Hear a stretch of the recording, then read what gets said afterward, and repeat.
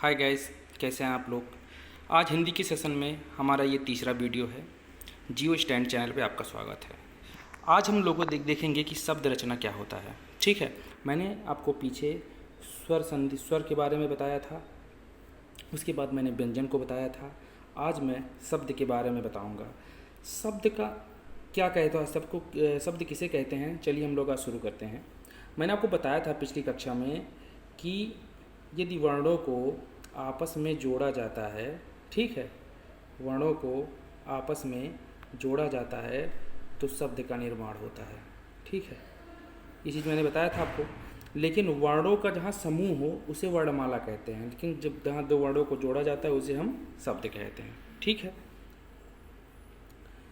तो शब्द की परिभाषा है कि वर्णों के सार्थक संघात को शब्द कहते हैं। ऐसा नहीं है कि आप किसी और वर्ण को जोड़िए, जैसे कि जकल, मकल, इसको आप जोड़ेंगे तो ये शब्द नहीं बनेगा। एक सार्थक उसका अर्थ निकले तब वह शब्द कहलाता है। ठीक है, जैसे कि सपोज रा रापयाक मंत्रा माँ, राम, रा इसमें क्या है, व्यंजन है, आ की मात्रा है, उसके बाद माँ खाली है। ठीक है, तो ये जो क्या है, एक सार्थक अंग निकल रहा है, राम, श्याम, अजय आदि, तो इसको हम शब्द कहेंगे। ठीक है, आई होप ये क्लियर हो गया होगा। उसके बाद देखिए, शब्दों का वर्गीकरण दो रूपों में किया जाता है।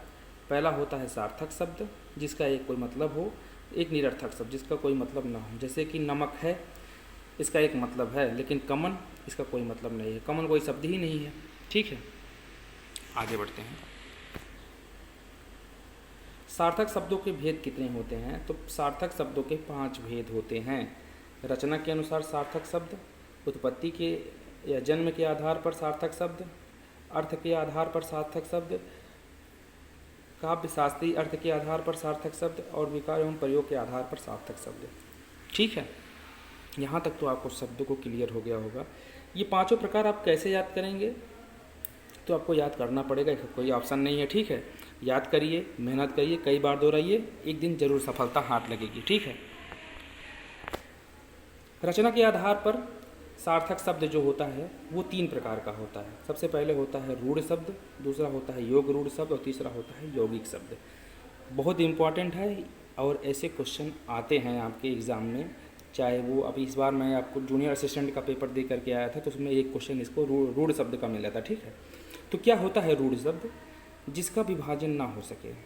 जैसे कि घर है, ठीक है, घर एक शब्द है, अब इसका आप विभाजन करेंगे जिसका कोई अर्थ नहीं निकलेगा। ठीक है, तो इसे हम क्या कहते हैं, रूढ़ शब्द कहते हैं।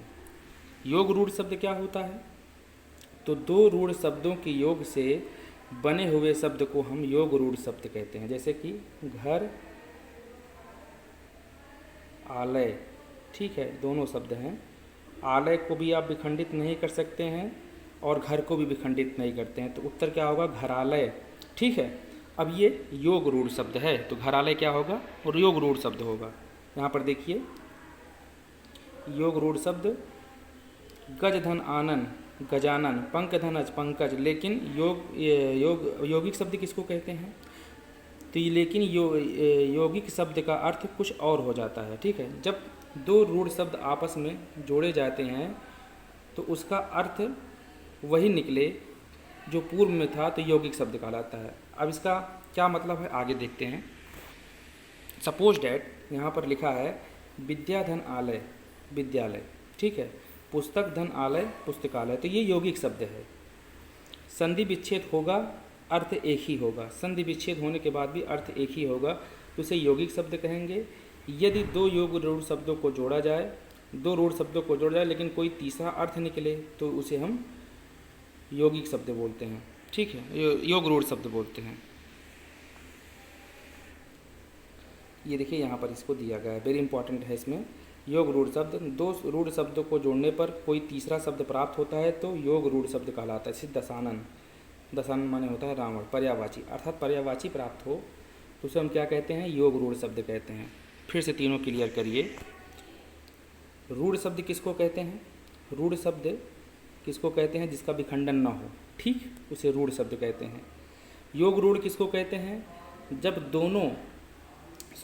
2 शब्दों को आपस में जोड़ा जाता है, 2 रूढ़ शब्दों को आपस में जोड़ा जाता है और कोई तीसरा अक्षर प्राप्त होता है, कोई तीसरा शब्द प्राप्त होता है, लेकिन वह शब्द जो है दोनों जोड़े गए शब्दों से अलग उत्तर उसका प्राप्त होता है, अर्थात पर्यायवाची प्राप्त होता है, तो उसे हम योग रूढ़ शब्द कहते हैं। ठीक है, वेरी इंपॉर्टेंट है।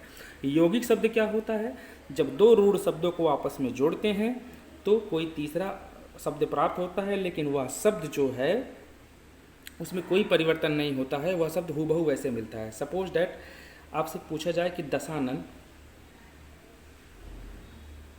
ठीक है, किस प्रकार का शब्द है? तो 10 है आनन, 10 प्लस आनन ना, दशानन, दशानन का अर्थ रावण होगा। ठीक है, अब जैसे इसको हम क्या कहेंगे? इसको योग रूढ़ शब्द कहेंगे, क्योंकि 10 का भी विखंडन नहीं कर सकते हैं और आनन का भी विखंडन नहीं कर सकते हैं, इसलिए दो रूढ़ शब्द हैं जिसका विखंडन ना हो। लेकिन अब विद्याधन आलय है, विद्याधन आलय, इसका होगा विद्यालय, एक ही मतलब है। ठीक है, इसका एक ही अर्थ प्राप्त होगा, कोई पर्यायवाची नहीं प्राप्त हुआ। तो ये जो होंगे यौगिक शब्द होंगे। अब तो यौगिक और योग रूढ़ शब्द में आपको अर्थ बेहतर तरीके से समझ में आ गया होगा। ठीक है, नहीं समझ में आएगा तो मैं आगे बताऊंगा आपको। ठीक है, तो ये तीनों प्रकार हो गए, योग रूढ़ शब्द हो गया, फिर उसके बाद योग रूढ़ शब्द हो गया, उसके बाद यौगिक शब्द हो गया। चलते हैं दूसरे टाइप में, उत्पत्ति के आधार पर शब्दों का वर्गीकरण। उत्पत्ति जो होती है उसके आधार पर शब्दों का वर्गीकरण। देखिए तत्सम शब्द है, तत्सम शब्द कैसे पहचानेंगे? देखिए बीच में ये सा लिखा है ना, ये सा देख रहे हैं कि नहीं देख रहे हैं आप? बीच में सा लिखा है, तो जहाँ पर सा होता है वहाँ संस्कृत में होता है, इसको संस्कृत में मान लिया जाएगा। तद्भव शब्द है तो जान लीजिए जब तत्सम में संस्कृत है तो इसका उल्टा तद्भव जो होगा वो हिंदी में होगा। देशज शब्द किसको कहते हैं? गाँव, देश, उत्पन्न, मेरारू, मनसेदु, लोटा, थरिया, ये सब देशज शब्द हैं। विदेशज शब्द किसको कहते हैं? तो वे शब्द जो विदेशी हैं लेकिन हिंदी में प्रयोग किए जाते हैं, जैसे कि बल्ब हुआ, ठीक है, ट्यूबलाइट हुआ, तो ये विदेशी शब्द हैं लेकिन इसको हिंदी में प्रयोग किया जाता है। संकर शब्द किसको कहते हैं? संकर शब्द किसको कहते हैं? तो जैसे संकर शब्द दो शब्दों की योग से बना होता है, चाहे विदेशी और देशी शब्दों के योग से बना होता है। ठीक है, जैसे कि सिनेमा घर, सिनेमा विदेशी शब्द है जबकि घर हिंदी शब्द है। लाठी चार्ज, लाठी हिंदी शब्द है और चार्ज विदेशी शब्द है। रेलगाड़ी, रेल अंग्रेजी शब्द है जबकि गाड़ी हिंदी शब्द है। ठीक है, तो इसे संकर शब्द कहते हैं। ये तब तो काफ़ी सरल होगा। अब देखिए तीसरा होगा अर्थ के आधार पर। अर्थ के आधार पर, अर्थ के आधार पर आप जो इसका वर्गीकरण करेंगे,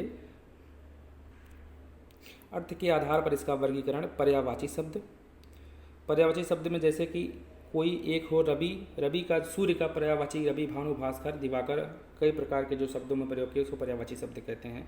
जैसे कि सपोज डैट एक व्यक्ति है, उसका नाम कई प्रकार से लिया जा सकता है, उसको हम पर्यायवाची कहते हैं। विलोम शब्द किसी व्यक्ति का उल्टा, किसी वस्तु का उल्टा, जैसे कि दिन का रात, छोटा का बड़ा, सुबह शाम, तो ये सब विलोम शब्द हैं, उल्टा। समोच्चारित शब्द उसी की तरह शब्द हो लेकिन उसके अर्थ अलग अलग हो। अनेकार्थी शब्द, द्विज और अंडज, दोनों का शब्द अलग अलग है। समय अनेकार्थी का मतलब होता है कोई चीज़ एक है लेकिन उसके अर्थ अलग हैं। और समोच्चारित जैसे कि अंश है, अब अंश माने होता है भाग और अंश माने होता है कंधा। ठीक है, द्विज होता है, जैसे द्विज है, द्विज माने ब्राह्मण होता है, अंडज भी होता है।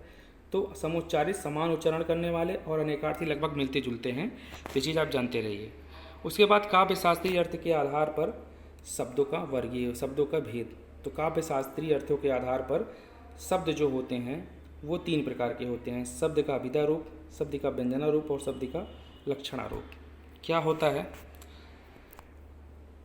शब्द का अभिधा रूप? जब कोई बात सीधे सीधे बोला जाता है। ठीक है, जब कोई बात सीधा सीधा बोल दिया जाए, जैसे राम कक्षा में अच्छा लड़का है।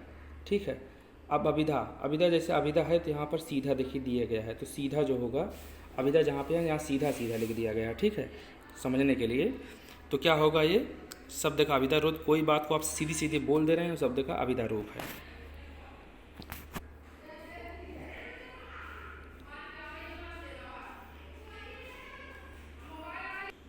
शब्द का लक्षणा रूप क्या होता है? तो जब किसी से तुलना किया जाए। ठीक है, राम कक्षा में सबसे तेज है, विद्वान है। ठीक है, या शाम जो है कक्षा में शंकराचार्य है, तो वहाँ पर जो होता है शंकराचार्य शब्द जो या पाणिनि शब्द जो भी आप समझें, जिसके बुद्धि तेज हो, जिससे तुलना किया जाए, उसको लक्षणा रूप, शब्द का लक्षणा रूप कहते हैं। ठीक है, आगे चलते हैं। शब्द का व्यंजना रूप किसको कहते हैं? देखिए, व्यंजना रूप का मतलब होता है व्यंग्य करना। राम कक्षा में सबसे खराब लड़का है, ठीक है, पढ़ने में खराब लड़का है, या गोबर गणेश है तो वहाँ पर ये कमज़ोर है, जिसको हम क्या कहेंगे, शब्द का व्यंजना रूप कहेंगे। यहाँ पर देखिए, प्रयोग या विकार के आधार पर शब्द का वर्गीकरण तो दो प्रकार का होता है, एक विकारी या सविकारी और दूसरा होता है अविकारी शब्द। क्या होते हैं दोनों? जिस शब्द में विकृति उत्पन्न होती है या बुरा हो, उसे हम कहते हैं शब्द का विकारी रूप। जैसे संज्ञा हुआ, सर्वनाम हुआ, क्रिया हुआ, विश्लेषण हुआ, सभी प्रकार के विकारी शब्द आते हैं। ठीक है,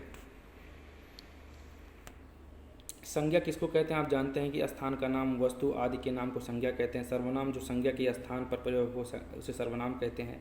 विशेषण किसको कहते हैं? तो जो संज्ञा सर्वनाम की विशेषता बताते उसे विशेषण कहते हैं। क्रिया किसके कहते हैं? कर्ता द्वारा जो कुछ भी किया जाता है वो क्रिया कहते हैं। तो ये सब चीज़ परिभाषाएं हैं, आगे हम देखेंगे। अभी जो है वर्तमान में